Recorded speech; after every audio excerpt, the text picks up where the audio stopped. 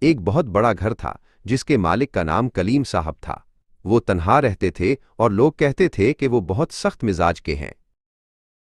بچے تو ان کے گھر کے قریب بھی نہیں آتے تھے، ڈرتے تھے کہ کہیں کلیم صاحب انہیں ڈانٹ نہ دیں۔ ان کے باغ کا دروازہ ہمیشہ بند رہتا تھا اور دیواروں پر پرانی بیلیں چڑھی ہوئی تھیں۔ اسی محلے میں ایک چھوٹی بچی رہتی تھی جس کا نام مہر تھا۔ مہر بہت شفقت والی تھی اور ہر کسی کی مدد کرنا چاہتی تھی۔ وہ پھولوں سے اور چھوٹے پرندوں سے بھی پیار کرتی تھی۔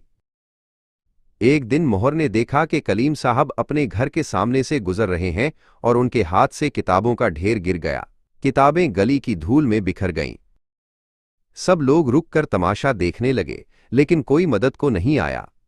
سب کو ڈر تھا کہ کلیم صاحب کا سخت رویہ نہ دیکھنا پڑے، مگر مہر کو ڈر نہیں لگا۔ کلیم صاحب، کیا میں آپ کی مدد کر سکتی ہوں؟ مہر نے آہستہ سے پوچھا۔ کلیم صاحب نے سر اٹھایا۔ ان کی آنکھوں میں حیرت تھی۔ کسی بچے نے ان سے اتنے ادب سے بات نہیں کی تھی۔ کلیم صاحب نے کوئی جواب نہیں دیا۔ مہر نے سب کتابیں جمع کیں اور انہیں بہت احتیاط سے ایک ساتھ رکھا۔ اس کے چھوٹے ہاتھ بہت مضبوط اور پر شفقت تھے۔